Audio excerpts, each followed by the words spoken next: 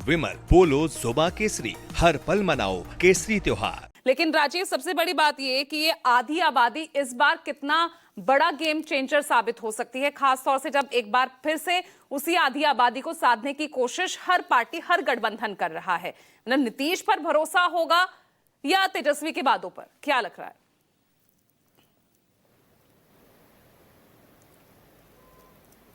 राजीव, आप तक आवाज पहुंच रही है?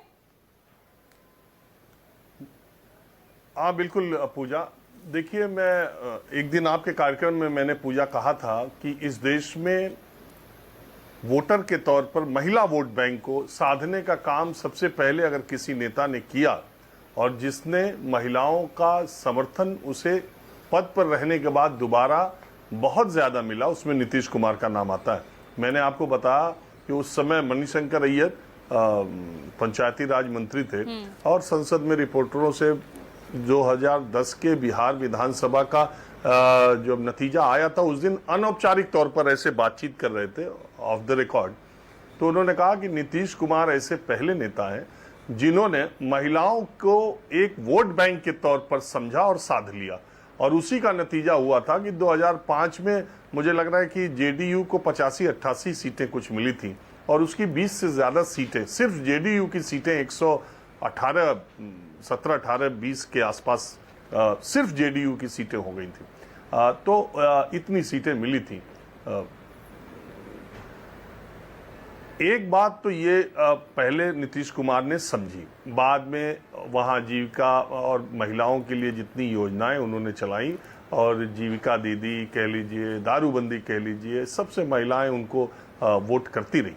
लेकिन अब नीतीश कुमार 20 साल शासन में रह चुके हैं और अब एक एंटी इनकम्पेंसी समय की भी होती है पूजा, लेकिन उसके बावजूद नीतीश कुमार बिहार के इलेक्शन के एक बड़े फेस हैं और एक बड़ा मुद्दा है।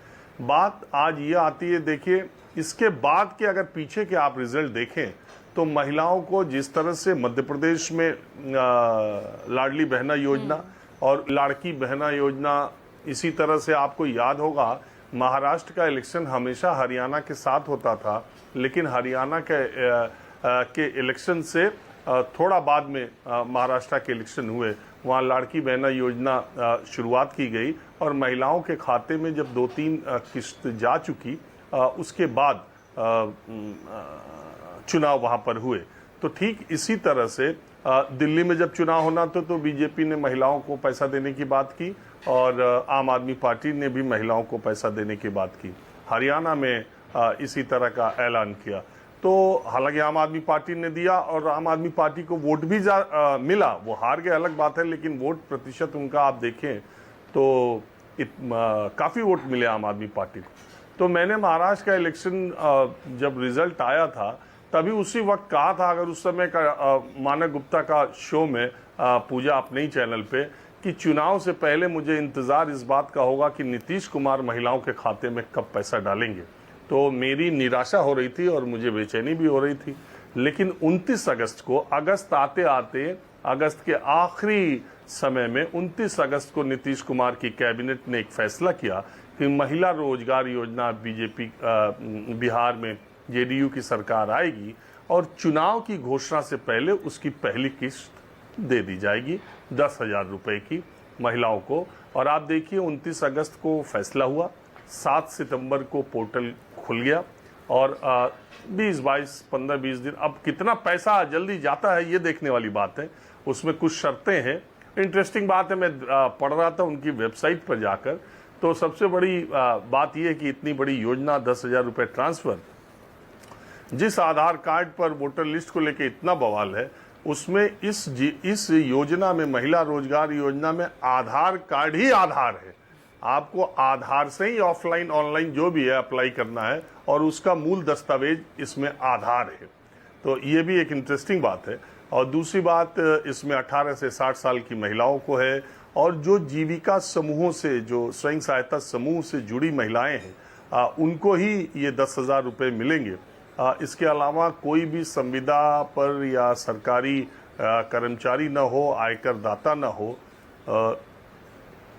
ये इन महिलाओं को मिलेगा, 16 से 60 साल की महिलाओं को। और ऐसी बिटिया जो 16 साल से बड़ी हो, जिसके माँ बाप जिंदा नहीं है, उनको भी इस योजना का लाभ मिलेगा। 10,000 रुपये आपके अकाउंट में ट्रांसफर होंगे। आप छोटे मोटे कुछ भी दुकान खोल सकती हैं, कोई भी बिजनेस कर सकती हैं। बाद में उसका रिव्यू होगा, फिर 2 लाख रुपए तक ये दिए जाएंगे। लेकिन सवाल इसका नहीं वो रिव्यू कब होगा क्या नहीं होगा। कोशिश इस बात की है कि ये 10,000 रुपये चुनाव की घोषणा से पहले जल्दी से महिलाओं के खाते में पहुंच जाए, ताकि ये संदेश दिया जा सके, बड़े बड़ी होर्डिंग लगाई जा सके कि सरकार आई तो ये 10,000 की अगली किस्त आते ही। ठीक है। और ऐसे में देखिए यहाँ पर रोजगार का तो मुद्दा, यहाँ जहाँ हमारे सहयोगी ऋषिकेश खड़े हैं वहीं वो कह रहे थे महिलाओं को तो इन्होंने कोशिश कर दी, लेकिन जो पुरुष जो खाली बैठे हैं, जो हम हैं, हम कहाँ जाएं, हमारे रोजगार कहाँ से आएगा, वो सवाल भी उठा रहे हैं।